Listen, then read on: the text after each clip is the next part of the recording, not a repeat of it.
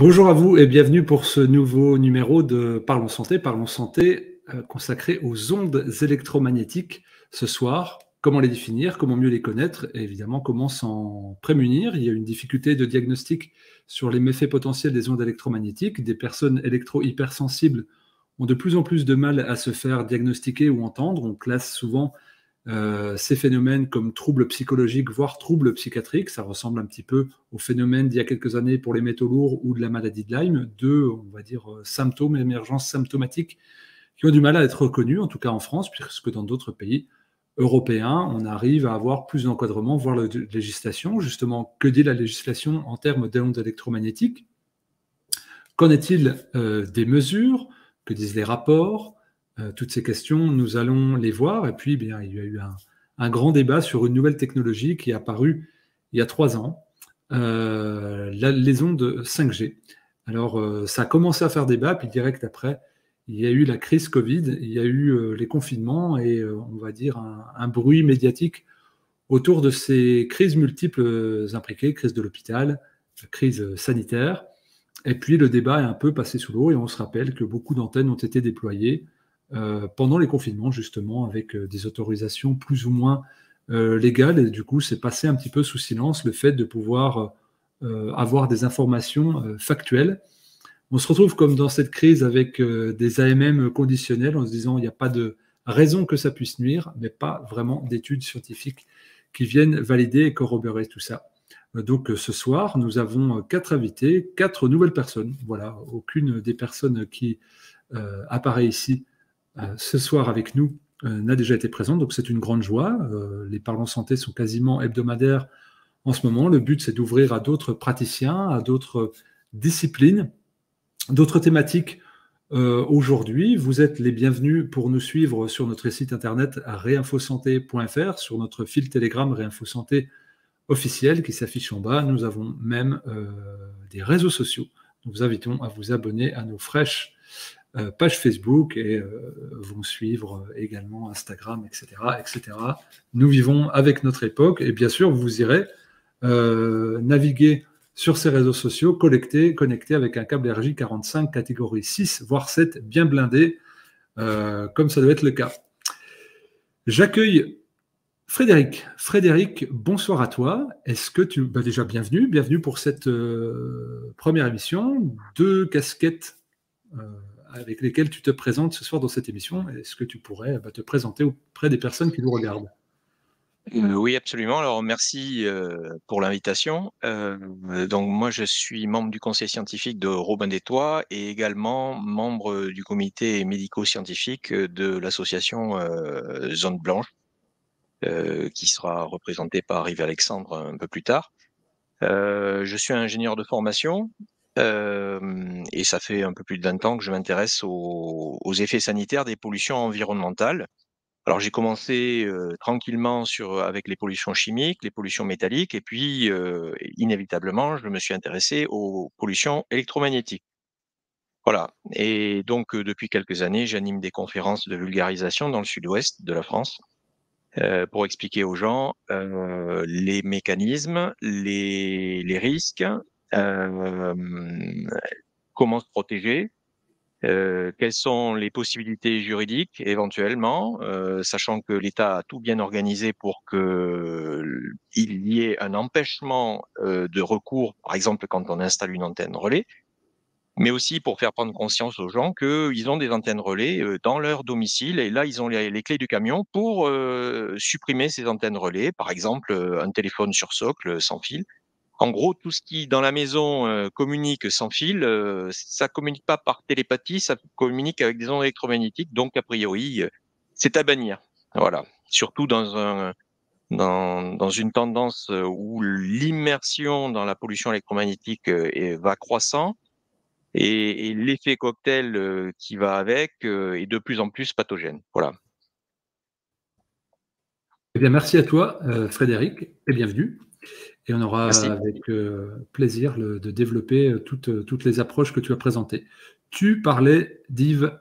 Yves, bienvenue à toi pour cette première émission avec nous. Je te laisse te présenter. Merci Fabien de m'inviter. C'est une grande première pour moi de faire un live.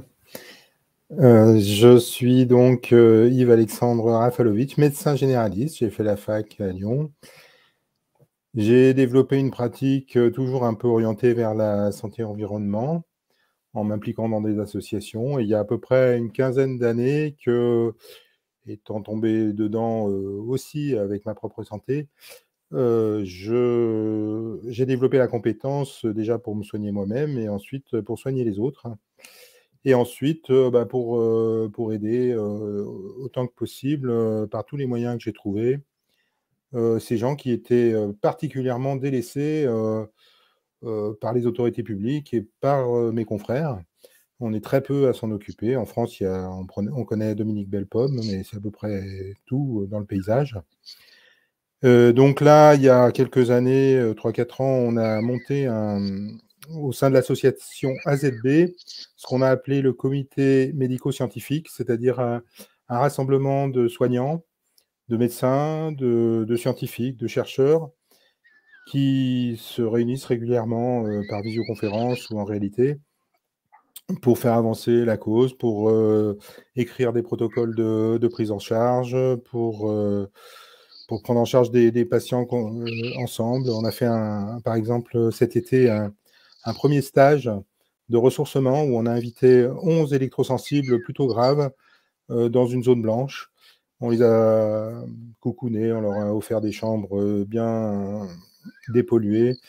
Et au bout d'une semaine, ils étaient carrément mieux. Mais malheureusement, quand ils sont rentrés chez eux, ils ont retrouvé leur ambiance polluée et le résultat n'est pas durable dans le temps tant qu'on reste dans les ondes. On va parler de ces notions de terrain, justement, pourquoi certains sont sensibles, d'autres pas, pourquoi il est difficile de poser un diagnostic. Donc, tu es médecin généraliste, j'accueille une autre médecin généraliste, Béatrice Milbert, docteur Béatrice Milbert. Béatrice, bienvenue aussi à toi pour cette première émission. Je te laisse te présenter. Oui, bonsoir à tous, merci bien. Et donc, l'électro-hypersensibilité est une pathologie que je connais bien et qui était depuis de nombreuses années, puisque la première fois que j'ai rencontré des électro-hypersensibles, c'était aux États-Unis avec Jacques Benveniste en 1947 avec des Silicon Valley. C'est sûr qu'à l'époque, c'était un sujet complètement nouveau. Et quelques mois plus tard, au Congrès de Bologne, en juin 1997, j'ai eu la possibilité de rencontrer les personnes qui s'occupaient du rapport bioinitiative aux États-Unis. J'ai récolté énormément de documents et quand je suis rentrée sur Paris, je les ai confiés à Michel Rivasi, à Madeleine Niéman et au professeur Cornillot, ce qui a permis de démarrer le CRIREM dans les années 2000. Et puis ensuite, j'ai vu énormément de patients qui, au fur et à mesure, venaient avec leur pathologie, qui n'est pas toujours la même, qui peut être très différente d'un patient à l'autre, mais avec toujours quand même des symptômes qui revenaient, des maux de tête, des vertiges, des problèmes cutanés, beaucoup de douleur en tout cas. Et à partir de là, comment trop point des possibilités de diagnostic. Et ensuite, quand le professeur Bellepomme m'a appelé, on a pu mettre au point vraiment une possibilité de faire des bilans diagnostiques qui permettent vraiment aux patients de pouvoir quelque part avoir un diagnostic et pouvoir ensuite avoir accès à des prises en charge, en tout cas pas la prise en charge de la sécurité sociale, mais de la MDPH pour avoir une reconnaissance d'adulte handicapé. Ça, c'est quand même grâce au professeur Bellepomme. Et je dois saluer Robin Détois, je suis ravie qu'il soit là, bien connu, Cendrier, et c'est vrai que ça a été mes compagnons de route. Ensuite, on a eu quand même la possibilité de parler 2 fois à l'Assemblée nationale. Une première fois en 2014 où j'ai pu côtoyer Marty Pal, qui lui aussi avait fait un énorme effort de recherche dans ce domaine et avait mis au point une reconnaissance de l'électro-hypersensibilité par le CESTIF. Et il y avait également une deuxième Assemblée nationale en 2016 l'étude du professeur Bellepomme sur plus de 1500 cas, où on avait commencé cette recherche dans les années, c'était voilà, donc pour vous montrer historiquement tout ce qui a pu se faire, tout ce qui a été possible de faire valider. Aujourd'hui, ma grande crainte, c'est que à nouveau, on reparte dans la psychiatrisation de l'électro-hypersensibilité, parce que comme l'a très bien souligné le docteur Rafalovic, le problème, c'est la non-information, l'ignorance des médecins en France, et heureusement qu'il y a des émissions comme ce que tu organises ce soir, Fabien, pour connaître cette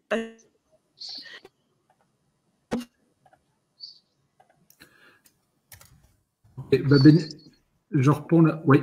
Béatrice a un petit souci de connexion, justement. On parle des ondes. Voilà, on va arriver avec cette petite donnée. Catherine, bienvenue à toi. Quatrième invitée, première émission également. Est-ce que tu pourrais te présenter?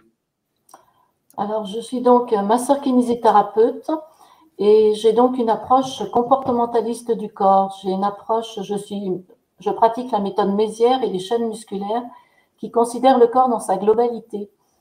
Et une de mes filles, il y a 15 ans, a présenté des symptômes à l'âge de 14 ans que je ne comprenais pas, qui étaient soudains, brutaux, et il n'y avait pas de logique. J'ai donc, pendant 2 ans, on a vu des psychothérapeutes pour essayer de voir ce qui pouvait s'améliorer. Et il n'y avait pas d'amélioration. Et une de mes patientes est arrivée en mars 2017 me disant « Ça y est, on a gagné, on a fait déplacer une antenne qui était contre l'école de la République à Bourg-de-Péage. » Michel Rivasi était intervenu aussi et à l'époque, les maires pouvaient faire déplacer les antennes relais. Cette antenne a été déplacée. Du jour au lendemain, des gens n'avaient plus de symptômes, des enfants n'avaient plus de symptômes, mais d'autres étaient devenus électrosensibles. Et cette patiente me dit, vous devriez quand même demander, vous renseigner, aller voir ce collectif pour savoir si votre fille n'est pas électrosensible. À partir de là, j'ai étudié la physique des ondes et j'ai revu surtout une partie professionnelle qui me concerne, la somesthésie du corps, la sensorialité du corps. Et pour moi, il y a des passerelles évidentes à faire entre ondes artificielles créées par l'homme et corporalité sensorielle. On électrifie le corps actuellement et nos corps ne sont pas tous blindés naturellement contre ces ondes et vont décompenser au fur et à mesure. Et à partir de là, je me suis investie dans le collectif et notre collectif est devenu l'association Point 26, où on fait de la prévention, de l'information, on interpelle les politiques, le monde médical, et puis on essaye de venir en aide aux électrosensibles. Et actuellement, les situations de certains sont invivables et on cherche des zones blanches désespérément, des habitations saines pour leur permettre de vivre tout simplement. Donc voilà, à mon cabinet, par contre, je rencontre régulièrement des personnes qui ont des symptômes sans savoir que c'est dû à leur téléphone portable, à leur Wi-Fi. Et nous, les kinés, on a un diagnostic kinésithérapie qui me permet de faire ce bilan et de les interpeller pour leur dire, voilà, vous allez enlever le téléphone portable, le radio-réveil, vous allez mettre un câble Ethernet. Et petit à petit, la personne va expérimenter par elle-même et se rendre compte, les symptômes qui la dérangeaient vont disparaître. Après, elle a d'autres troubles qui sont de sa vie, de son quotidien, de son alimentation. Mais ce qui est donné aux ondes par les ondes peut se vérifier très rapidement en enlevant les émetteurs. Voilà. Eh bien, merci Catherine pour cette introduction, puis aussi de ce témoignage de première main, la personne de ta fille qui t'a permis de créer ce chemin-là pour d'autres. Frédéric, est-ce que, en ta qualité d'ingénieur, tu pourrais nous décrire qu'est-ce que c'est que les ondes électromagnétiques? On entend beaucoup parler, la 2G, la 3G, la 4G, la 5G, les ondes Wi-Fi, les ondes Bluetooth, les ondes radio. Qu'est-ce que c'est que tout ça? C'est quoi d'un point de vue physique et quelle est l'interaction avec le vivant qui nous constitue? Bon, c'est très simple. Une onde, en général, c'est une variation d'une intensité ou d'une densité de puissance. C'est une variation de pression, en quelque sorte. Je vais faire le parallèle avec les ondes acoustiques qui n'ont absolument rien à voir avec les ondes électromagnétiques, mais pour que les gens comprennent bien, quand on parle, le son qui nous parvient, en fait, c'est une succession de variations de pression qui se propage dans l'air. Donc, il y a un besoin de support matériel et qui vient à nos tympans et donc qui est interprété par le cerveau. Et voilà, c'est comme ça qu'on entend. Donc, c'est une variation d'une grandeur physique. Voilà. Alors, pour les ondes acoustiques, c'est la pression de l'air. Quand on lance un caillou sur la surface d'un étang, on voit des variations de hauteur. Eh bien, pour les ondes électromagnétiques, c'est une variation d'une intensité de champ électrique et de champ magnétique.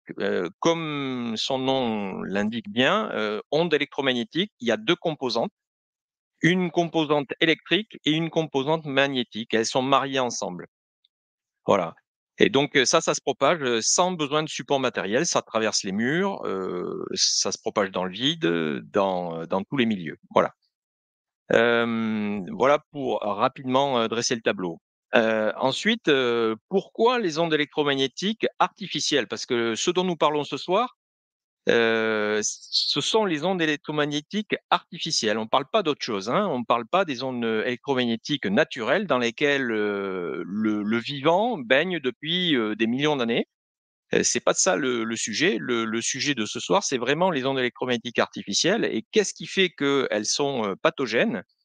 Ben, tout simplement parce que le vivant est mu par des phénomènes électriques. Ça, c'est de la physique, c'est comme ça que fonctionne le vivant en général.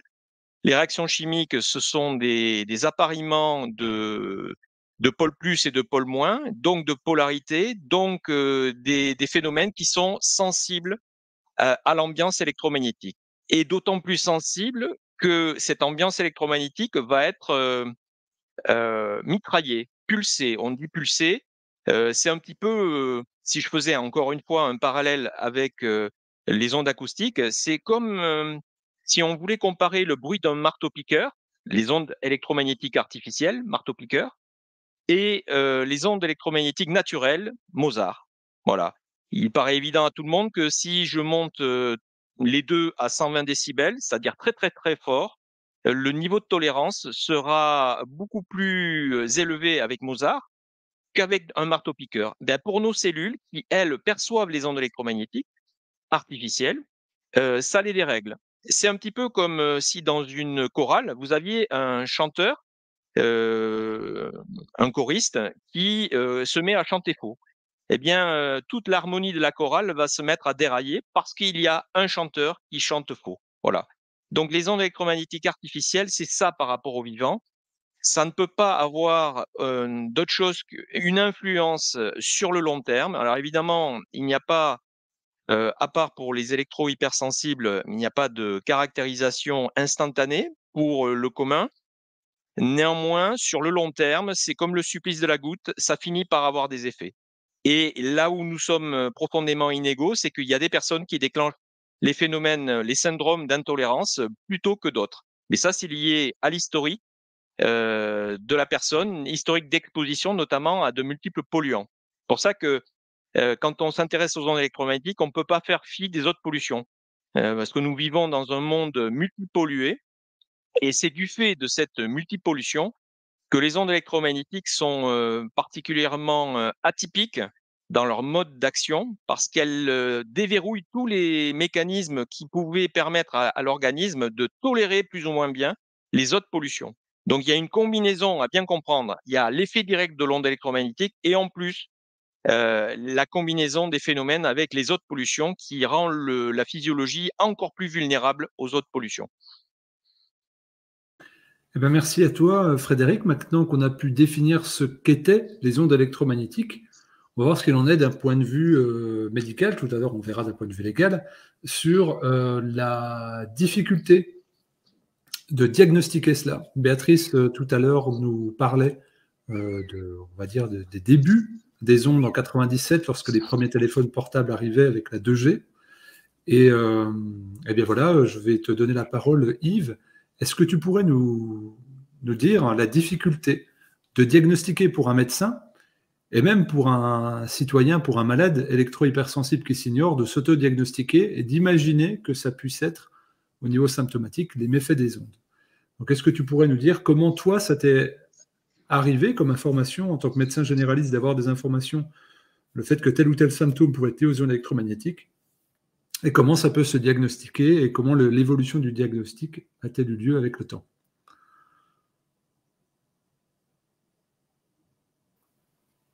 C'est une question difficile que tu me poses parce que je ne sais pas comment y répondre si c'est sur le plan politique, c'est-à-dire qu'est-ce qui empêche que ça soit considéré comme une maladie ordinaire. Et ça, je pense vraiment que c'est un blocage dû au lobby et aux croyances qui sont induites par le système industriel, ou si c'est vraiment une question médicale que tu me poses sur comment on fait quand on est sorti de cette influence pour faire de la vraie médecine. Et alors, précise ta question, s'il te plaît. Alors, c'est surtout d'un point de vue, on va mettre le politique et le juridique à un autre moment. Là, c'est vraiment toi, en tant que médecin généraliste, la difficulté de lire des symptômes et de faire une corrélation avec l'électro-hypersensibilité. Eh bien, il n'y a pas de difficulté. Une fois qu'on a dépassé justement ce blocage idéologique qui nous est imposé, il suffit de faire de la médecine générale comme on sait faire. Moi, je dis à mes confrères, vous croyez que vous ne savez pas faire, mais en réalité, vous savez faire. Il suffit de dire « Bonjour monsieur, asseyez-vous là, dites-moi de quoi vous souffrez, quand est-ce que vos symptômes apparaissent, est-ce que quand vous allez vous promener dans les bois, ces symptômes diminuent ? Est-ce que quand vous vous rapprochez d'un transformateur électrique ou d'une antenne relais, ou est-ce que quand vous mettez votre téléphone contre votre tempe, vous sentez quelque chose qui est différent de ce que vous sentez d'habitude ?» Et rien qu'avec ça, en posant des questions, on arrive très rapidement. Après, il y a aussi les symptômes qui sont caractéristiques. Quelqu'un qui a mal à la tête, qui a des acouphènes, qui a des insomnies, qui a une fatigue inexpliquée, qui se réveille avec la sensation de ne pas avoir dormi, qui se réveille dans le brouillard cérébral, c'est-à-dire que toutes ses pensées sont brouillées, et il ne comprend pas pourquoi. Des fois, il n'arrive même plus à parler, à s'exprimer, il perd des mots. Tous ces symptômes sont assez caractéristiques, ils ne se voient pas dans d'autres maladies. Donc, en réalité, il n'y a pas vraiment de difficulté à faire ce diagnostic. Les signes sont assez caractéristiques. Et voilà. Ok. Est-ce que toi, tu as vu, j'en profite pour une évolution chez tes confrères médecins, de se dire, ah bah oui, tiens, c'est quelque chose que je n'ai pas eu dans l'amphithéâtre de la faculté de médecine. Et là, tu me l'amènes, est-ce que tu aurais de la littérature, est-ce que tu pourrais me présenter des cas, des anamnèses, etc. Est-ce que tu as vu, avec le temps, on va dire sur les 10-15 dernières années, une évolution des comportements de tes confrères pour s'intéresser à ce phénomène-là, sans doute parce qu'ils doivent passer à côté de milliers de cas tous les ans? Non, c'est même pire. C'est-à-dire que j'ai l'impression qu'avec la crise Covid, la pression idéologique pour dire cette maladie n'existe pas, vous n'avez pas à la diagnostiquer, qui est une injonction non dite, mais qui est très bien comprise par tout le monde. L'injonction qui nous est donnée, c'est si tu vois quelqu'un qui présente des choses comme ça, étant donné que l'ANSES a dit que de toute façon, il n'y avait aucune preuve d'un rapport entre les champs électromagnétiques et l'électro-hypersensibilité, c'est forcément autre chose. Donc, le médecin qui suit les protocoles qu'il a appris va chercher autre chose, même si ça lui paraît évident. Et il faut qu'il se révolte contre sa propre connaissance, qu'il fasse une espèce de changement de paradigme à l'intérieur de lui-même pour se dire « Merde, je suis au service du patient, c'est quand même lui. Peut-être que je peux remettre en cause ce qu'on m'a enseigné à la fac et ce qu'on refuse de m'enseigner en formation médicale continue, parce qu'on a essayé tous ces canaux pour faire rentrer cette connaissance dans les données qui sont accessibles à nos confrères. Il faut vraiment qu'il fasse une démarche pour critiquer ses connaissances et aller vers ce que lui dit son patient, ce que tout le monde n'a pas la force de faire. En effet, tu fais bien de faire le lien avec la dernière crise où il y a une difficulté, en effet, et un poids des lobbies certain. Là, on était vraiment dans l'analytique, l'observation, le premier contact avec le patient potentiel sur presque l'écoute et l'anamnèse et puis regarder. Maintenant, j'aimerais te tendre le micro, Catherine, pour nous dire qu'est-ce que tu vois, toi, dans les corps, comment on réagit, parce que donc, on entend que ça viendrait perturber le système nerveux, que sans doute que ça aurait des effets sur le système endocrinien. On a parlé de symptômes de maux de tête, de troubles cutanés. Toi qui as l'habitude de toucher les corps avec des parties dénudées, qu'est-ce que tu peux voir, qu'est-ce que tu peux sentir sous tes mains chez les personnes électro-hypersensibles? Quels sont leurs profils et leurs morphotypes, un petit peu? Alors, surtout en pratique GDS, Godelief de Nijstreuf, on regarde la personne, et en Mézières, on regarde la personne debout dans sa globalité. Et on va voir les pulsions comportementales. Donc, il y a des typologies bien particulières, et notamment, il y en a une que j'appelle la typologie électrique, où la personne est tirée vers le haut, à la nuque raide, a très peu de courbure, est souvent bloquée ou en inspire ou en expire. Elle est complètement à plat dans ces cas-là. Et elle se plaint de maux bien particuliers, notamment l'étau-crânien, les acouphènes bien sûr, une nuque raide avec souvent les sous-occipitaux qui sont hyper réactifs, et c'est fortement désagréable. On peut avoir des réactions histaminiques rétrosternales, des palpitations, des angoisses. Et en fait, moi, par mon travail, je vais apprendre à sentir le corps différemment. Et quand la personne va enlever ses émetteurs, elle va se rendre compte que les symptômes vont plus apparaître de la même façon et moins souvent. Après, c'est le questionnaire que je vais faire qui va interpeller la personne, et notamment sur le sommeil. Le sommeil est fortement perturbé avec toutes ces pollutions électromagnétiques, et expérimenter la chambre saine permet de voir qu'en enlevant les rallonges sous le lit, le radio-réveil, le téléphone portable la nuit, en débranchant tout ça, le sommeil va s'apaiser. Donc, au niveau tissulaire, je fais un travail global pour tout le monde, mais c'est petit à petit, je vais enlever des tensions et celles-ci ne vont pas revenir quand il n'y aura plus les émetteurs. Par contre, les tensions qui sont du fait d'un travail physique qui vont être à l'origine d'arthrose, là, c'est une autre problématique. Mais c'est l'observation du corps qui me permet de faire ce diagnostic-là. Et est-ce que tu as vu une différence de réaction physiologique entre les hommes et les femmes? Je parlais tout à l'heure du système endocrinien. Alors, est-ce qu'il pourrait y avoir une différenciation possible des symptômes et des expressions? Alors, c'est vrai qu'il y a plus de femmes déclarées que d'hommes. Pour moi, il y a une raison sensorielle. Notre peau est pleine de capteurs sensoriels. Et pour moi, il y a électrification et stimulation des capteurs sensoriels. Les poils et puis tout ce qui est dans la peau, dans le derme, peut être mis sous tension. Et par voie réflexe, on va avoir des voies réflexes au niveau métamérique, intermétamérique, mais aussi au niveau du système nerveux central et du système neurovégétatif. Donc, il va y avoir des compensations s'il y a trop de permanence d'émetteurs polluants. Et puis, je dirais aussi, une des raisons pourquoi il y a plus de femmes qui se déclarent, c'est que la femme, elle est plus à dire quand ça ne va pas. Quand il y a quelque chose qui la perturbe, elle va le dire. L'homme, il va dire, je suis le chef de famille, ou alors il faut que je tienne, je ne vais pas me plaindre. Mais il aura des symptômes, il sera moins à l'écoute de son corps. Bien qu'on ait des hommes, bien sûr, qui disent qu'ils vont pas bien et qui sont électrosensibles. Mais c'est s'interpeller sur son ressenti. Et le ressenti n'est pas quelque chose d'émotionnel, c'est vraiment quelque chose de physiologique. Donc, il y a vraiment des études à faire de ce côté-là. Et quand on travaille sur soi, on se rend compte j'ai des douleurs. Ah tiens, après un travail sur moi physique, je me sens mieux, j'ai moins de tension. Et le fait d'ôter ces émetteurs fera qu'on n'aura pas de tension. Merci beaucoup, Catherine, pour ces éclairages. J'aimerais te donner la parole maintenant, Béatrice, sur ton expérience de médecin généraliste, sur les patients que tu as vus et les solutions de prise en charge. On a eu un petit peu avec Alexandre qui nous parlait de stages de mise en retrait dans des zones blanches. On a eu Catherine qui nous a parlé du toucher, des levées de tension. Est-ce que toi, tu as d'autres expériences d'observation et de prise en charge positive sur les personnes électro-hypersensibles?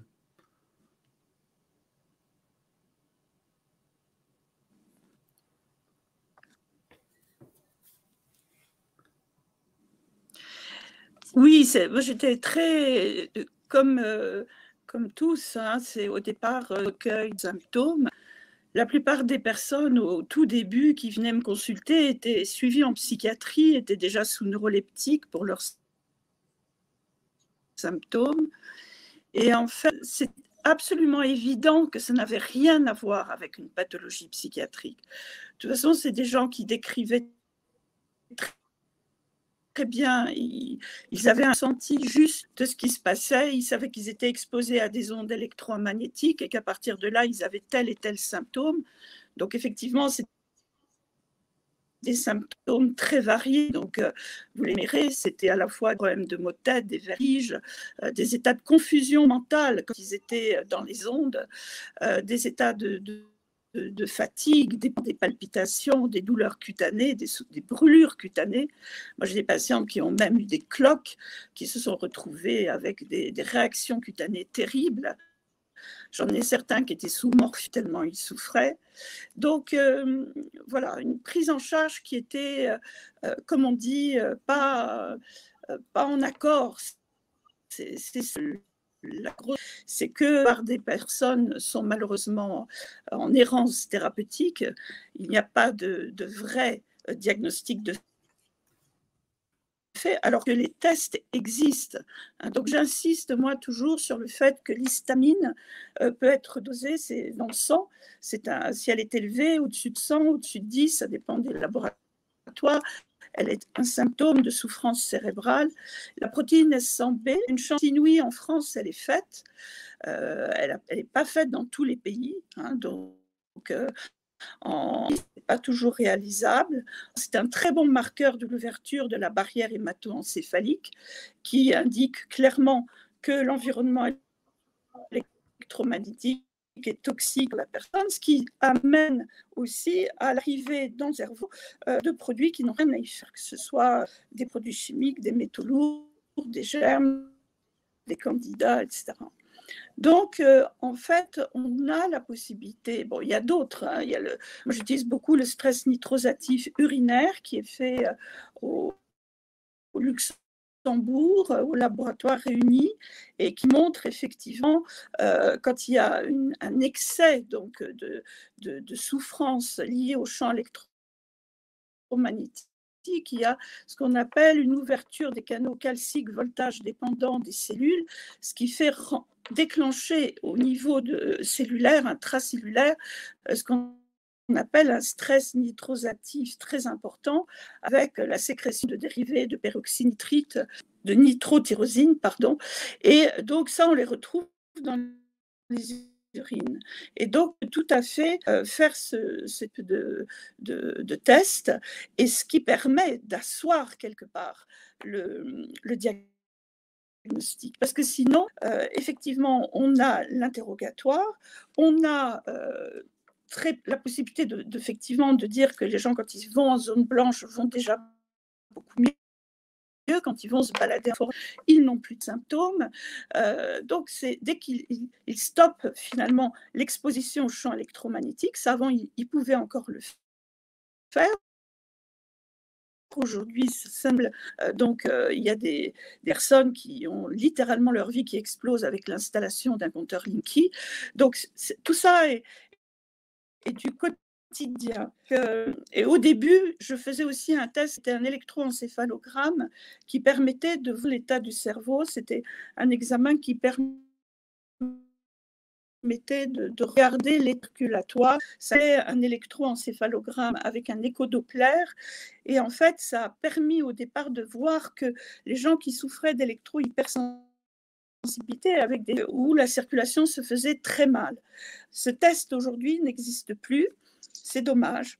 Voilà, en tout cas, c'est clair qu'il y a une idée aussi à faire le diagnostic de l'électro-hypersensibilité, parce qu'il y a une vraie comment dire, répression de l'autre côté. Moi, pendant que j'ai eu affaire à la sécurité sociale avec des procès à tout bout de champ, car ils me disaient que je traitais des maladies qui n'existaient pas, l'électro-hypersensibilité, la chimie associée et la maladie de Lyme, bien évidemment, qui elle aussi peut être associée à ces problèmes d'électro-hypersensibilité et de chimico-sensibilité.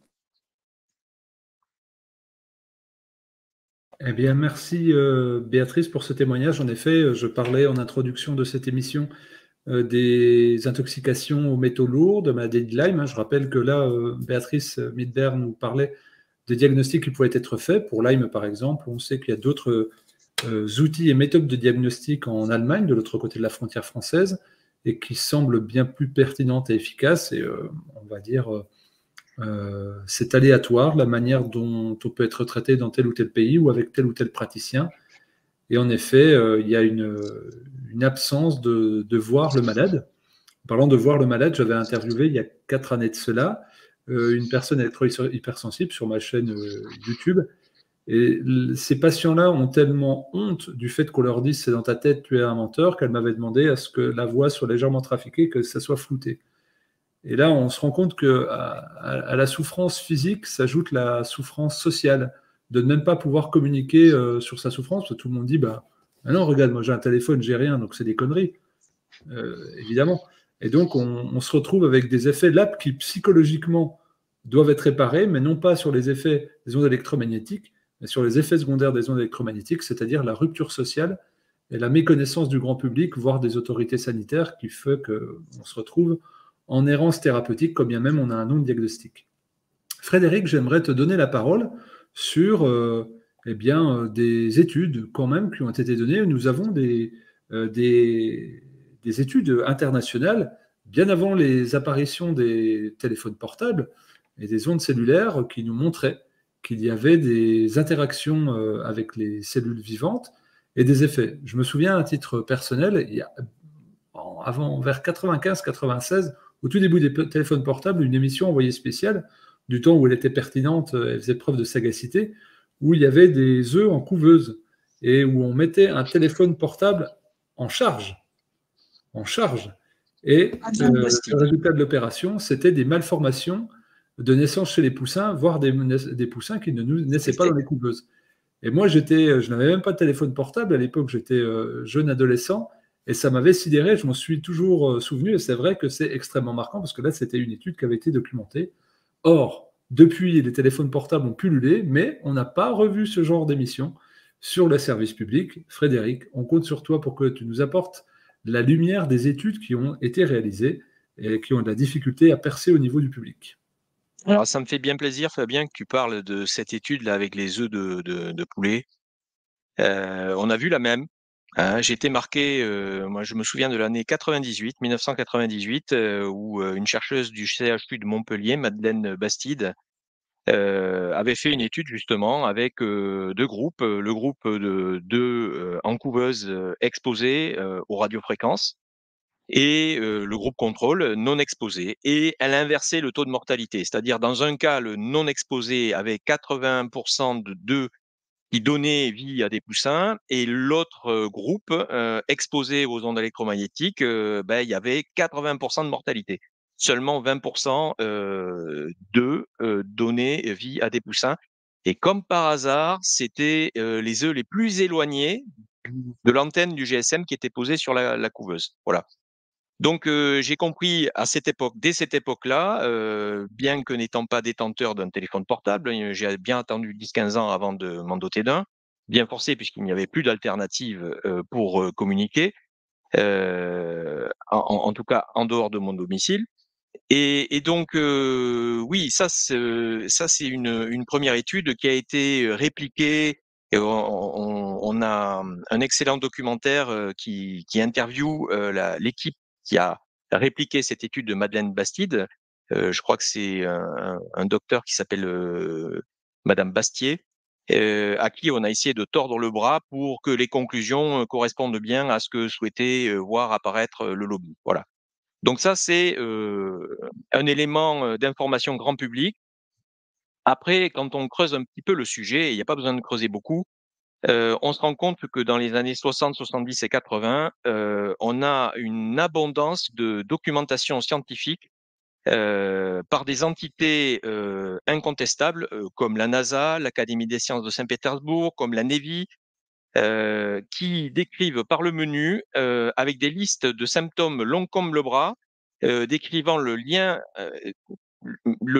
entre l'exposition aux radiofréquences et les symptômes observés, les symptômes cliniques. Voilà. Alors ça vient les premières études viennent de l'armée, parce qu'évidemment, les opérateurs radars sont les premières victimes de ces phénomènes. Et donc, on cherche à comprendre qu'est-ce qu'il y a derrière et comment s'en protéger. Et dès les années 70, il est clair pour tout le monde que la seule manière de se protéger des ondes électromagnétiques, c'est le sevrage. Et il n'y en a pas d'autre. Le sevrage, l'évitement, la protection, l'annulation de la pollution électromagnétique, voilà, il y a pas d'autre chose. Et depuis, on n'a pas progressé d'un iota. Voilà. Il faut bien comprendre une chose, c'est que dès lors qu'on salit, qu'on pollue, l'idée même de dépolluer, c'est une vision abstraite de la chose, mais qui ne règle absolument pas, dans le fond, le sujet. La la meilleure manière de procéder, c'est de ne pas polluer tout court. Voilà. Une onde électromagnétique, il faut quand même rappeler que la pollution électromagnétique, elle provient du fait que entre l'émetteur et le récepteur d'une onde, l'onde se balade librement dans l'espace. Et il n'y a pas d'endiguement, il n'y a pas de canalisation qui permet de transmettre l'onde de l'émetteur au récepteur sans polluer tout le voisinage, tout l'environnement. Et c'est bien là le problème. Et par rapport au vivant, comme je le répète, nous sommes mus par des phénomènes électriques. Hein, quand on mesure le, la vie sur un corps humain, par exemple, on passe un électroencéphalogramme. Hein. Électroencéphalogramme, on mesure l'activité du cerveau. C'est l'activité endogène du cerveau. Pareil, un électrocardiogramme, c'est l'activité électrique du cœur. Donc, on voit bien que nos cellules sont mues par des phénomènes électriques. Forcément, elles ne peuvent qu'être influencées par un environnement électromagnétique et de plus en plus avec une pression de plus en plus importante, puisque les technologies se superposent, elles ne se remplacent pas, elles ne se superposent. Les objets connectés, l'arrivée de la 5G, c'est l'Internet des objets, les objets connectés, et là, on augmente le bruit. Et la caractéristique principale dans la bonne transmission d'un signal, c'est qu'un signal émis doit passer au-dessus du bruit ambiant. C'est la raison pour laquelle, quand vous multipliez les objets qui communiquent entre eux, vous ne pouvez pas faire autre chose qu'augmenter la pression électromagnétique, parce que chacun a besoin de passer au-dessus du bruit de l'autre. Ah, ça, c'est une information que je n'avais pas, donc merci Frédéric. Je vais rebondir aussi sur ton propos sur les ondes radar. Moi, la toute première consultation que j'ai faite en tant que praticien en naturopathie, donc il y a un paquet d'années maintenant, c'était une personne qui avait des troubles intestinaux, puis j'ai fait toute son anamnèse de terrain sur ses pathologies. Il m'a dit qu'elle avait été victime de fatigue chronique pendant des années et qu'il ne comprenait pas. C'était un malade errant, hein, comme il y en a beaucoup, et il traînait de cabinet en cabinet, de spécialiste en spécialiste, d'IRM en imagerie médicale, bref. Je lui dis, et alors? Et il me dit, j'ai trouvé, parce que j'ai fait le lien avec le fait que quand je dormais ailleurs que chez moi, j'allais mieux. Et lui, il disait, des fois, on se dit c'est psychologique, chez moi, je suis stressé, etc. Puis en fait, il a vu que non. Et il habitait en face d'une base aérienne militaire, pile en face dans l'axe du radar. Il a déménagé, il a pu eu ses symptômes. Et en fait, il suffit d'écouter et de faire confiance aux malades. C'est ce que disait Béatrice, c'est que souvent, on va mettre notre croyance, notre pensée, mais croire ou penser, tout le monde peut le faire. Mais le savoir, c'est une chose. Et si on n'a pas les éléments d'étude comme tu les as fournis, Frédéric, eh bien au moins on peut faire confiance au patient et à sa souffrance, parce qu'il va rarement prendre le temps et dépenser de l'argent pour venir se plaindre de quelque chose d'imaginaire, surtout si sa vie est assez gâchée. Et donc c'est souvent, je l'espère, par l'impulsion du patient que le praticien de santé, quel qu'il soit, peut être amené à aller dans un second temps vers des études. Oui, Frédéric, tu souhaitais ajouter ? Je rebondis sur ce que tu viens de dire, c'est que la caractéristique des ondes radar, c'est d'être puissante et focalisée. Hein, c'est pour les spécialistes, c'est presque un Dirac qui se propage dans l'espace en rotation. Voilà. Et là, je rebondis sur la technologie 5G, qui est héritée de la technologie des radars à balayage électronique. C'est ça la technologie 5G. Elle se compose, elle fonctionne en 2 étapes. Il y a un balayage à 50 Hz de l'espace quadrillé, voilà, d'un espace donné, d'une zone géographique donnée. Et dès que ce balayage à 50 Hz, donc 50 fois par seconde, il scrute l'espace de manière très ciblée. Et une fois qu'il a identifié une cible, ça peut être un téléphone portable, ça peut être un objet connecté, par exemple la brosse à dents connectée qui est vraiment vitale, ou le réfrigérateur, etc. Et donc, puisque on nous dote de ces objets-là, c'est que c'est vraiment indispensable, hein. Et donc là, on assiste à un faisceau d'ondes électromagnétiques focalisées. Hein, c'est l'équivalent par rapport à la lumière d'un faisceau laser à comparer avec un lampadaire qui éclaire de manière très large. Là, sur la 5G, on aura un faisceau focalisé. Et là, on se rapprochera de plus en plus des phénomènes physiologiques observés avec les radars dans les années 50. Donc, encore une fois, il n'y a rien de nouveau dans le paysage. Il n'y a que l'ANSES pour faire croire aux gens qu'ils auraient besoin de 30 ans d'études supplémentaires. Voilà. Il suffit d'ouvrir les livres, d'ouvrir les études scientifiques des années 60, 70, 80 pour se rendre compte que tout est parfaitement documenté, jusqu'au lien avec la maladie d'Alzheimer. Jusqu'au lien avec la maladie d'Alzheimer. Hein. Et Martin Pal, on en parlait tout à l'heure, a fait une publication, une méta-analyse sur 18 études en décembre 2021 qui montre le lien entre l'excès de concentration de calcium intracellulaire et le déclenchement des maladies neurodégénératives. Et dans les études, dans les 18 études dont se sert Martin Pal, il y a une étude russe de 1973 qui dit explicitement le lien avec les maladies neurodégénératives. Donc, on ne vient pas nous expliquer qu'on ne sait pas, qu'on a des doutes, qu'on manque d'études, qu'on manque de connaissances. On manque de gens qui savent lire les articles scientifiques en France. Ça, oui. Ça, oui. On manque de gens indépendants. Ça, oui. Mais à partir du moment où on sait lire les études scientifiques, il suffit de se plonger dans les études scientifiques d'il y a 50 ans. Et il n'y a pas besoin de faire autre chose. Et éventuellement, on peut creuser, approfondir, faire des répliques, généraliser. Mais déjà, on part de là. Et arrêtons de dire aux gens qu'on ne sait pas, on a des doutes, on manque de connaissances. Voilà, on manque d'indépendance. Ça, oui. On manque d'indépendance. Ça, oui. Alors, merci pour cette verve, Frédéric. On rappelle, hein, sur Robin des Toits, vous allez retrouver toute une quantité d'informations sur les ondes, et c'est vraiment important de se documenter, et pour que vous ayez la connaissance pour vous-même, et pour pouvoir échanger, pour avoir des éléments de réponse, parce qu'il y en a. On n'est pas dans le flou, comme pour Linky, on disait on ne sait pas trop, on ne sait pas. Ben, il y avait quand même des rapports d'EDF qui datent d'il y a 40 ans. Donc EDF sait très bien ce qu'il a fait avec Linky. D'ailleurs, c'est très drôle, hein, maintenant qu'ils ont fini de le balancer un peu partout, on a dit bah non, finalement, c'est pas obligatoire.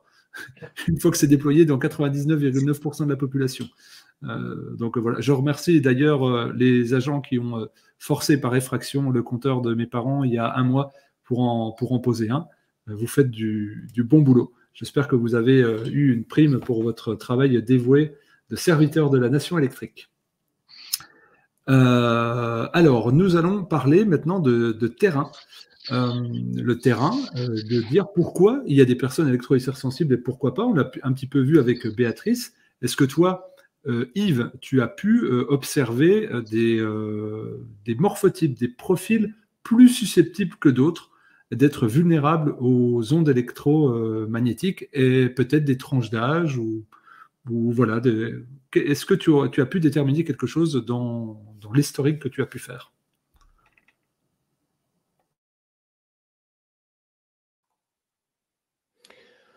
Oui, effectivement, il y a un profil un petit peu... on a une majorité de femmes autour de 40-50 ans parmi les électrosensibles et plus que dans la population générale. Alors, pourquoi tout le monde n'y est pas sensible de la même façon ? D'abord, heureusement que c'est comme ça. C'est ce qu'on appelle la biodiversité, et ceux qui ont fait le virage de comprendre ce qui se passe dans le monde et de vouloir changer pour quelque chose de meilleur ont compris ça, que la biodiversité nous est favorable. L'ancien monde, celui qui s'écroule, est pour l'uniformité. Et l'uniformité, c'est un petit peu la mort. on est chacun différent et on n'a pas tous les mêmes sensibilités, ce qui permet de dire, par exemple, si on donne du cyanure à une centaine de rats, suivant la dose qu'on va donner, il va y en avoir soit 5, ou soit 10, soit 50 qui vont mourir, soit 90, mais il n'y aura jamais 100%, il n'y aura jamais 0. C'est-à-dire qu'il y a une tolérance au poison qui est variable, et la seule chose qu'on peut déterminer, qu'on peut bien mesurer, c'est la DL50, c'est-à-dire la dose qui va tuer la moitié des rats dans un certain temps. Avec les ondes, bien sûr, c'est un petit peu pareil, c'est-à-dire que plus on augmente la dose, plus on va avoir des dégâts. Alors là, je voudrais dire que, bon, de toute façon, c'est un poison. C'est toxique pour tout le monde, pour tous les humains, pour tous les animaux, pour toutes les plantes, pour toutes les dimensions de la vie, que ce soit la protéine, l'ADN, la cellule, le tissu, l'organe, que ce soit l'individu, que ce soit la population. On retrouve parce que les études, j'en ai eu des centaines, c'est toxique dans tous les cas. Alors, de temps en temps, ça soigne aussi, parce que vous savez que des fois, le poison peut faire le remède. C'est d'ailleurs ça l'art de la pharmacie. Quand on regarde un caducée, la symbolique, c'est ça. C'est je fais du poison un remède. Mais en sachant mettre la bonne dose, etc. Voilà. Alors, à grosse dose, par exemple, si vous habitez à moins de 10 mètres d'une antenne relais, vous êtes au 6e étage d'un immeuble et vous ne savez pas que juste au-dessus de votre plafond, il y a l'antenne relais, et ben c'est là qu'on retrouve des gens qui, en 10 ans, développent un cancer et meurent et ils ne savent même pas pourquoi. Moi, je suis arrivé dans une maison où il y avait une dame pour les soins terminaux et puis je me suis dit, mais qu'est-ce qui se passe ici? Et j'ai regardé après l'immeuble, il y avait une antenne au-dessus. Elle mourait d'un cancer du cerveau. Bon, il y a des gens qui ont des signes beaucoup moins forts et qui peuvent se dire, bon, j'ai un peu mal à la tête, je suis un peu plus fatigué que d'habitude, mais c'est sûrement pas les ondes, puisque tout le monde nous dit que ça ne peut pas être ça, et qui prennent une aspirine, et qui continuent, qui ont un peu d'hypertension, qui vont prendre des médicaments. Ça dégrade un petit peu l'état de santé, mais si on ne s'en rend pas compte, bon, c'est comme un autre polluant. Et puis, il y a quelque chose qui est vraiment différent, qui est le syndrome d'intolérance, ce que Bellepomme a appelé le SISM. C'est-à-dire que c'est un petit peu comme pour les pollens. Au début, je ne comprenais pas pourquoi les gens pouvaient se sensibiliser au pollen. Le pollen, ce n'est pas toxique, ça ne crée aucune lésion respiratoire. C'est parce que les pollens se chargent avec les particules chimiques qui sont dans l'atmosphère. Et en arrivant dans le poumon, la muqueuse pulmonaire les reconnaît comme un toxique et déclenche une réaction inflammatoire. Là, c'est un peu le même phénomène, c'est-à-dire que ces ondes, à un certain moment, l'organisme les reçoit l'information que ça, c'est toxique et développe une réaction exagérée et qui sonne l'alarme à l'intérieur du corps. Et plus ça se répète, plus ce système d'alarme se renforce. Et si on n'arrive pas à soigner les gens dans leur première phase où ils commencent à se sensibiliser, et ben on arrive à ces cas très graves de gens qui sont obligés de s'isoler dans des fonds de vallée, dans des grottes, parce que leur hypersensibilité est devenue très importante. Et pourtant, ils ne reçoivent pas des doses plus fortes que les autres. Ils ont peut-être, probablement, parce que les ondes interviennent une première fois dans l'induction de la symptomatologie, c'est-à-dire elles induisent la maladie. Enfin, il paraît qu'il ne faut pas dire la maladie. Il y a des gens qui ne veulent pas que ce soit une maladie. Donc, elles induisent le syndrome. Et ensuite, les réexpositions, à chaque fois, renforcent le syndrome. Voilà. Est-ce que j'ai été clair sur un petit peu les variations de réaction à ce toxique? Oui, très, Yves, et merci à toi pour ce développement. Merci beaucoup. J'imagine que ça va servir à beaucoup d'entre vous. D'ailleurs, vous êtes de plus en plus nombreux à nous suivre sur l'émission. Je vois que ça vous passionne et on a rarement eu autant de questions et d'enthousiasme dans les commentaires. D'ailleurs, nous prenons soin de commencer d'y répondre de manière indirecte sans les nommer. Vous êtes invité à les poser toujours. Une question a été posée sur les femmes enceintes. Catherine, j'aimerais te donner la parole là-dessus. Alors, au-delà de ça, moi j'avais lu des études sur les les plaques vitrocéramiques qui dégagent aussi des ondes électromagnétiques. Et puis, en période de gestation, il y a un développement. Tout à l'heure, il y a une personne dans le chat qui disait les œufs de poulet n'ont rien à voir avec les humains. En fait, c'est le développement cellulaire et la réplication cellulaire qui est important et qui est objectivable sur le vivant. Donc, si il n'y a plus ce développement cellulaire, on va pas faire, nous ne sommes pas évidemment des poulets, mais on va dire un embryon reste un développement de vivant dans du vivant. Et si ça se passe mal pour un embryon volatile ou mammifère, on va pouvoir quand même se poser des grosses questions. Évidemment, il n'y avait pas de but de faire l'amalgame avec l'homme. En tout cas, cette étude aurait dû être des prémices d'une grande révolte, parce que je rappelle qu'on valide quand même des études sur l'humain sur la base de tests sur les souris faits sur 6 jours. Donc, pourquoi pas nous comparer à des poulets, hein, ça peut être intéressant aussi.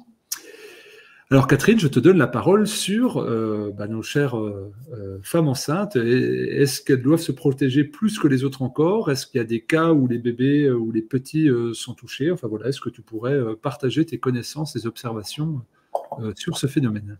Oui, alors j'ai surtout écouté un pédiatre italien qui s'appelle Ernesto Borgio. Vous pouvez le retrouver en visio sur notre association, le site de lepoen26.com. Et lui, il dénonce beaucoup tout ce qui est des pollutions chimiques, mais aussi les pollutions électromagnétiques, notamment chez la femme enceinte. Et il dit lui-même que ce qui va se passer au niveau de l'embryon, ça ne sera pas que sur une génération, mais sur plusieurs générations. Effectivement, le ventre de la maman, il n'est pas blindé. Et la longueur d'onde, on n'en a pas tellement parlé, mais la longueur d'onde des différentes fréquences est très importante quand il s'agit des basses fréquences et plutôt courte dans les hyperfréquences. Et donc, elles ne vont pas pénétrer les hyperfréquences très profondément, mais suffisamment profondément pour toucher les fascias, les tissus, et l'embryon ne sera pas loin.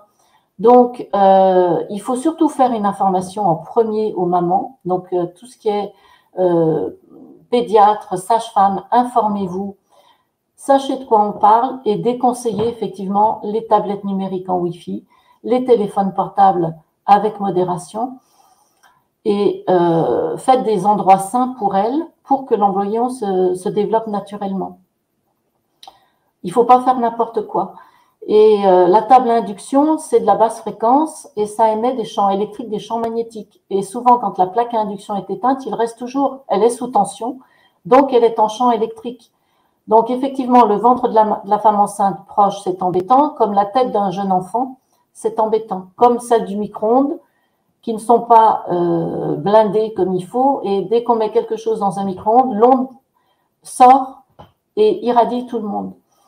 Donc, il faut surtout avoir une connaissance de ce que sont ces ondes. Moi, quand j'ai réalisé que ma fille était électro, une ostéopathe m'avait dit « Fais attention, Catherine, à ton téléphone portable ». Et je m'étais dit « Mais pourquoi je vais m'inquiéter d'un téléphone portable? Je ne sens rien, je ne vois rien ». On a tous fait des études, on a tous des niveaux intellectuels importants, mais personne ne se pose des questions sur comment j'ai la voix de quelqu'un à des milliers de kilomètres sans fil. C'est que du bon sens, c'est pas compliqué de s'interroger et de se dire, bon, ben oui, je suis au milieu, ça traverse les murs, le béton, et moi je suis matière ou virtuelle? Eh ben, on est aussi pénétré par ces ondes et on a des stimulations permanentes et au bout d'un moment, le corps décompense et il peut y avoir effectivement, moi je ne sais pas les études sur les conséquences réelles sur les nouveau-nés, mais je pense qu'il faut vraiment s'inquiéter et surtout ne pas donner ça dans les mains des jeunes enfants. Il n'y a pas que l'addiction du téléphone portable, il y a l'émission en 3G, 4G, bientôt 5G. Et l'enfant est un capital santé qu'on est en train d'abîmer. Et les adolescents, effectivement, ils ne sont pas dans le ressenti. Donc, eux, ils utilisent ces technologies. Mais par contre, de temps en temps, on a comme patient des jeunes qui nous disent « Ouh là là, je suis épuisé, j'ai des maux de tête, et puis je dors plus ». La première des choses, c'est de faire la chambre saine, et d'enlever tout ce qui pollue. Et effectivement, de dire aux enfants, mais arrêtez de regarder vos écrans parce que vous irradiez en permanence dans votre lit. Donc moi, je responsabiliserai les parents, le monde de l'enseignement et les politiques qui nous mettent des Wi-Fi de partout dans les lieux de travail. Parce qu'on n'a pas parlé du monde du travail, mais je peux vous dire que c'est très préoccupant parce qu'on enlève tous les fils Et là, eh ben, nous, les associations, on a les plaintes de ces personnes qui disent, ah ben, depuis quelque temps, on m'a mis la box Wi-Fi juste à côté de moi, j'ai des maux de tête avec ma voisine, on n'en peut plus. Et on vous dit, ah ben non, c'est pas bien grave, il y a bien pire que ça, il y a le téléphone portable. Mais non, arrêtons de mettre n'importe quoi sans fil sur dans nos lieux de vie. Voilà ce que je voulais dire. Eh ben, merci Catherine, j'en profite pour montrer ma souris avec fil. Voilà. Et tous les câbles que j'ai dans les pieds, on essaye de faire au mieux, puis d'enlever tout ce qui est nuisible. Par contre, je vais raconter une petite anecdote. Pour ceux qui ont vécu dans les années 80, le Graal, c'était d'avoir un micro-ondes. Ça veut dire qu'on avait une famille. Moi, je me rappelle, ça coûtait la moitié du SMIC, la moitié du salaire de mes parents. Et quand le micro-ondes est arrivé dans la maison, c'était fantastique. Et c'était tellement fantastique que à chaque fois qu'on faisait réchauffer quelque chose, moi, j'avais, je sais pas, une dizaine d'années, je mettais ma tête contre pour regarder la magie opérer, les microparticules, la technologie rentrait. Il y avait le magnétoscope, il fallait le magnétoscope et le micro-ondes. Et donc, peut-être, des fois, on me dit que je suis un peu bizarre, peut-être que j'ai regardé les aliments chauffés trop près du micro-ondes. On n'en sait pas. En tout cas, c'est vrai que ça rayonne. Et vous avez certains pays, notamment la Russie, où il était marqué sur les notices des micro-ondes, ne pas approcher et ne pas consommer les aliments moins de 30 secondes après leur sortie. Et donc, c'était pour les effets des ondes électromagnétiques. D'ailleurs, c'est un pays qui a vendu très tardivement des micro-ondes. Et ce n'est pas qu'à cause du mur de Berlin, mais parce qu'il y avait justement ces études-là. Donc, voilà, j'aimerais te donner la parole, Béatrice, sur justement cette différence qu'il peut y avoir. Tu nous parlais que tu avais été rapporteuse à l'Assemblée nationale sur les effets des ondes électromagnétiques auprès des députés. J'aimerais que tu nous donnes ton sentiment ou alors tes connaissances sur le fait qu'il y ait différentes perceptions en Europe et dans le monde sur ce phénomène des ondes électromagnétiques et à quel point on a la capacité, de s'exprimer et d'être entendu auprès des politiques, parce que là c'est une question qui revient, qu'est-ce qu'on peut faire? Et puis les maires se sont aussi fait déposséder de leur droit de faire repousser des antennes. Je crois que là, légalement, on est dans le fait où une antenne relais peut être à quelques mètres d'une habitation. J'en vois maintenant dans les lotissements, plein milieu des lotissements. Voilà, ça paraît assez fou. Et donc, est-ce que tu pourrais nous donner un petit peu, toi, ton expérience et au niveau du politique, au niveau de la présence des lobbies et de la variété au niveau des institutions européennes?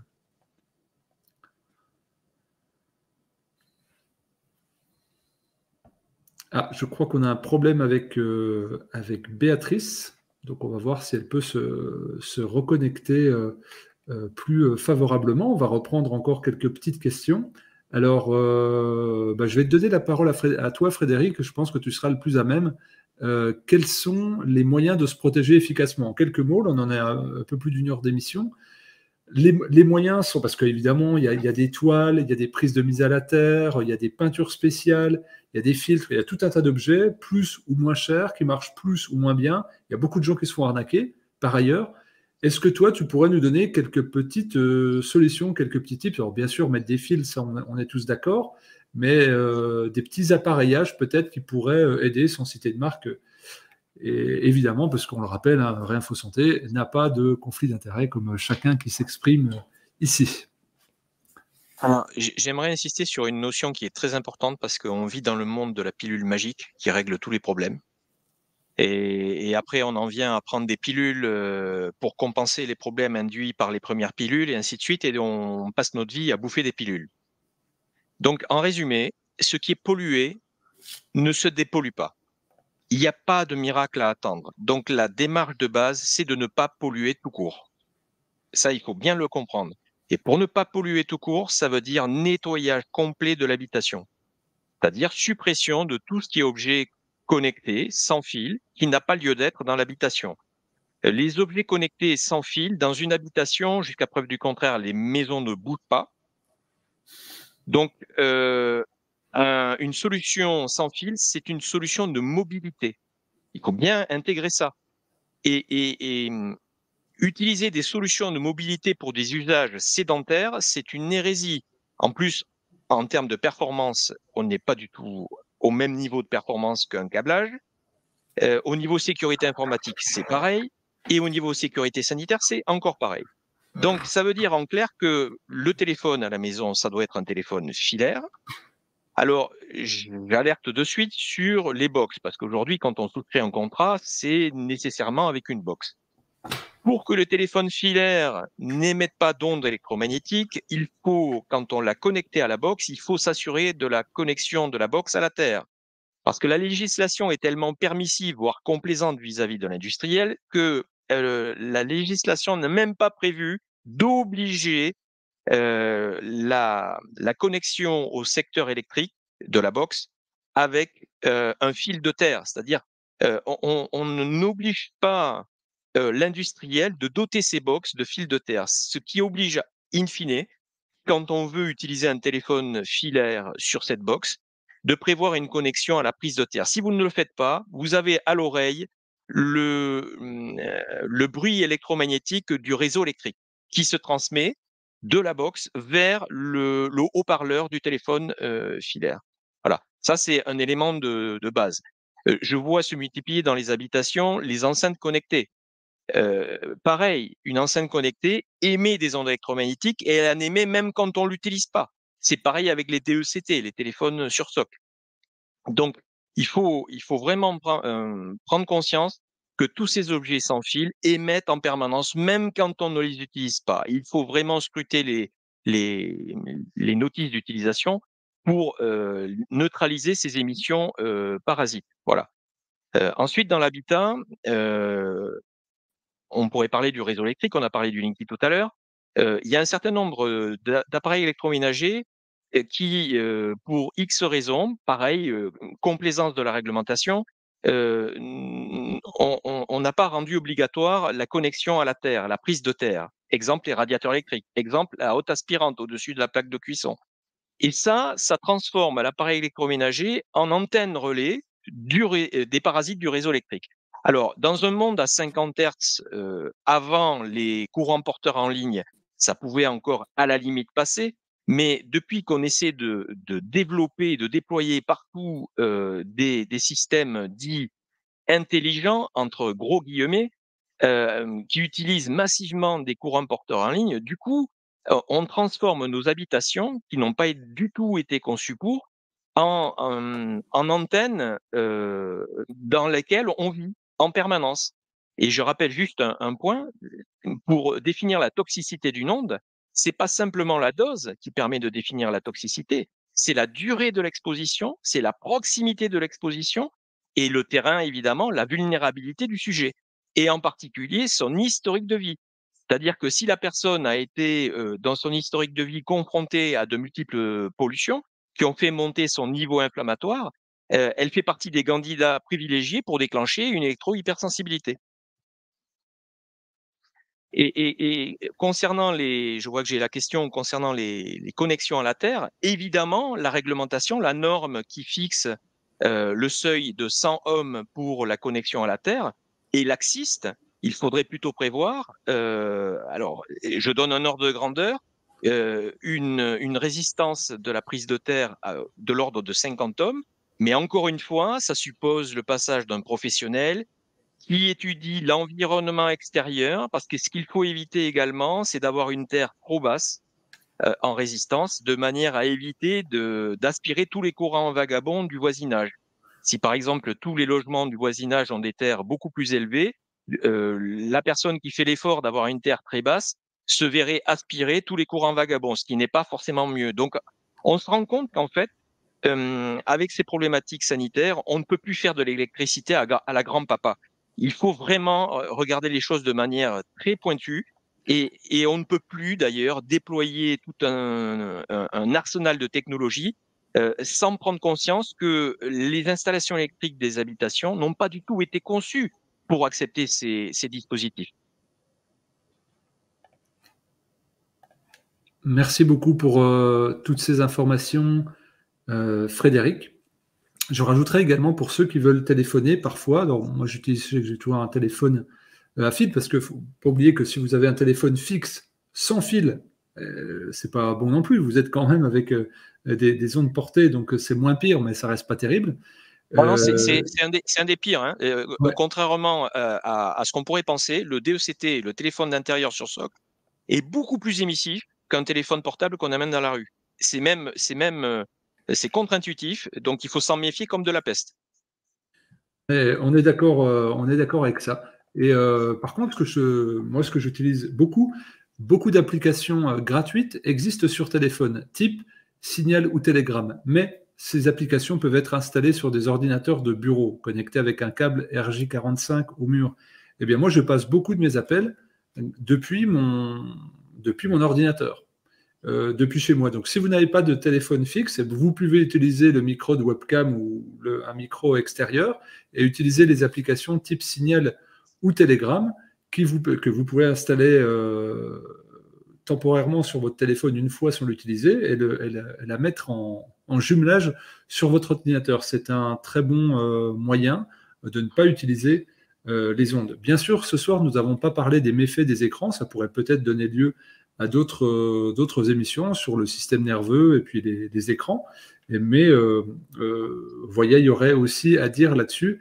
Bien entendu, toutes ces technologies qui ont fait irruption dans nos vies depuis 2 générations, de manière absolument démocratique dans les pays occidentaux, se sont répandues très fort, très vite, et nous sommes un peu cobayes. Alors, on sait que c'est un peu la période pour être des cobayes. D'ailleurs, tu parlais de prendre une pilule sur une pilule. Je ne désespère pas que nous ayons une injection prochainement contre les méfaits des ondes électromagnétiques. C'est à souhaiter, comme ça on pourrait être protégé de l'intérieur avec des réplications génétiques qui nous permettraient d'avoir des nouveaux codons pour nous protéger. J'espère en tout cas qu'il y aura des firmes philanthropes qui travailleront sur ce sujet. Nous arrivons à la fin de cette émission. Je me propose, chers invités, de nous partager des mots pour la fin, ce qui vous tient à cœur de laisser au public sur ce thème des ondes électromagnétiques. Yves, je commence et je te donne la parole pour cette dernière petite intervention.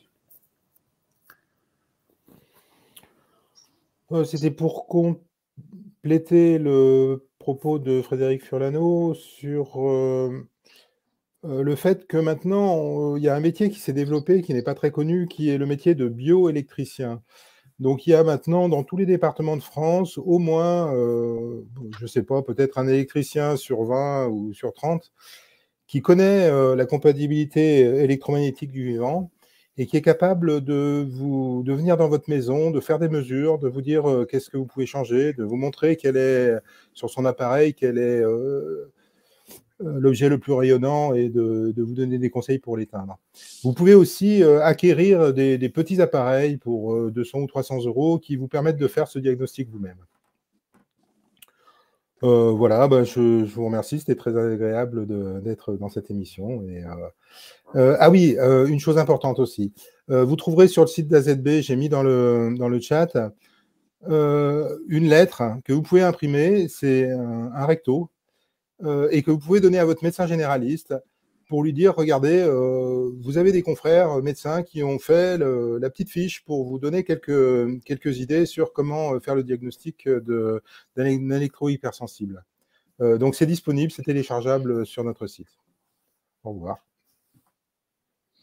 Merci à toi pour ces informations et cette pédagogie, Yves. Béatrice, je te donne la parole. Je vois que tu as des petits soucis de connexion. J'espère que c'est résolu pour ce mot de la fin qui nous ferait plaisir de partager avec toi.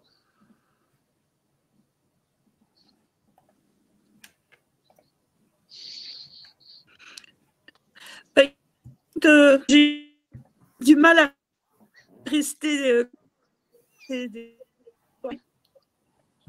conclure sur le fait que c'est absolument nécessaire de continuer la recherche dans un livre. Il n'y a pas de formation des médecins.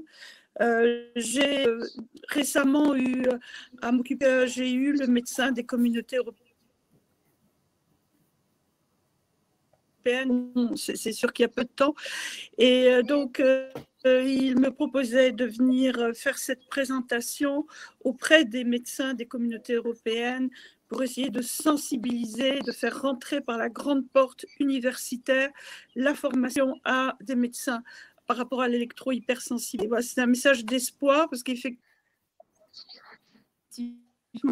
si seulement les médecins pouvaient, il y aurait moins de personnes aujourd'hui avec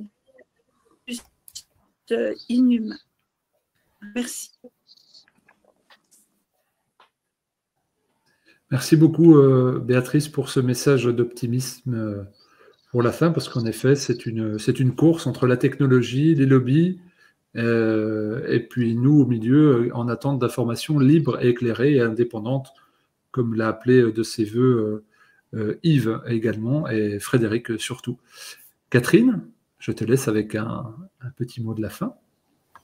Oui, je rebondirai juste sur l'errance médicale pour les électro-hypersensibles. C'est vraiment très embêtant parce qu'ils n'ont pas de lieu, ils ne peuvent plus aller à l'hôpital. Les hôpitaux sont pollués d'une façon extraordinaire entre les téléphones portables, les Wi-Fi, les DECT. Et nous avons un petit espoir avec un hôpital régional de peut-être avoir par la suite une chambre pour accueillir les électros. Donc on croise les doigts. Il faut vraiment que le monde médical se penche sur cette problématique. Et j'invite chacun à se poser des questions sur comment fonctionne votre téléphone portable ou la Wi-Fi, tout ce qui est en sans fil, et prendre soin de vous pour vous-même, votre famille et vos voisins. Tout le monde est concerné par cette problématique sanitaire. Merci. Tu fais bien de parler de ça, Catherine, en effet, puisque quand on va à l'hôpital, qu'est-ce qu'on voit? Des appareils électriques de partout. Et on pourrait rappeler d'ailleurs que certains ont parlé de troubles respiratoires. Des personnes qui font de l'apnée du sommeil, aujourd'hui, ont des appareils d'assistance respiratoire à domicile connectés en Wi-Fi à la sécurité sociale. Alors là, c'est un double problème. C'est déjà, on prend plein d'ondes dans la tronche. Et en plus, c'est un flicage parce que si on n'utilise pas l'appareil, eh ben, on a ces prestations de la Sécu qui sont coupées. Enfin bref, ça fait état d'un autre problème. On est là aussi pour mettre les doigts dans la prise, sans jeu de mots. Je rajouterai une petite précision sur les lits électriques qui ne sont pas mis à la terre. Donc les patients sont continuellement sous tension. Et il y a un champ électromagnétique alors, quand on est en réanimation, c'est encore pire, ou en soins palliatifs, mais donc il y a une urgence à empoigner cette problématique-là. Frédéric, le mot de la toute fin te revient. Oui, alors je rebondis sur les hôpitaux. Aujourd'hui, il faudrait compter le nombre d'hôpitaux, sur lesquels il n'y a pas d'antenne relais. Quasiment tous sont dotés de forêts d'antennes relais. Ça dénote du niveau d'ignorance suicidaire quand on connaît les effets toxiques des ondes électromagnétiques, des radiofréquences en particulier. Voilà, je ne connais pas un hôpital dans ma région qui ne soit pas doté d'une forêt d'antennes. Voilà. Bon, je passe. Ça fait partie de la réinformation du corps médical qui devra se faire. J'enfonce le clou sur la réinformation nécessaire des décideurs, des élus, qui font un peu trop confiance, qui se posent pas beaucoup de questions vis-à-vis des conseils techniques qu'ils prennent auprès de gens, des industriels qui font les installations, qui ne vont pas leur dire les risques encourus par la population, évidemment. Donc là, il y a un vrai sujet de réinformation des élus. Et quand l'élu est bien conscient du problème, il a une marge de manœuvre. Il faut qu'il prenne conscience que le vrai sujet, là, c'est de rendre visible l'invisible. Donc un élu peut très bien former un technicien de sa communauté de communes à faire des mesures et à cartographier l'environnement de son agglomération de manière à publier le niveau d'exposition électromagnétique, de manière déjà à vérifier que les opérateurs respectent réellement la réglementation. Et quand je dis cartographier, c'est ne pas tenir compte de la norme ANFR-DR15 qui consiste à moyenner les mesures. C'est-à-dire, en clair, quand vous faites appel via le formulaire officiel à un organisme dit indépendant qui vient faire des mesures gratuitement chez vous, cela ne sert strictement à rien si ce n'est à vous endormir et à vous faire passer à côté des vrais risques parce que les valeurs qui vont être publiées dans ce fameux rapport seront moyennées et sous-estimeront de manière très significative le vrai risque électromagnétique.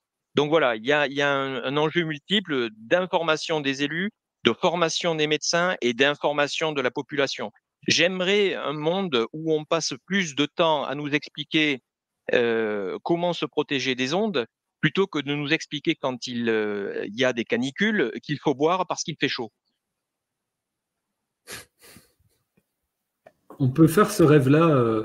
En effet, ça semble pas trop demander, mais voilà, on sait qu'il y a du boulot, mais c'est tout le but des différents collectifs auxquels vous participez, aux différentes associations. On voit que vous êtes tous engagés dans de multiples actions. C'est le but aussi de ces émissions Parlons Santé, c'est de faire croiser des gens avec des approches multiples qui sont en lien avec plein d'informations pour que vous, qui nous regardiez, puissiez en bénéficier d'années d'expertise, de savoir, de recherche.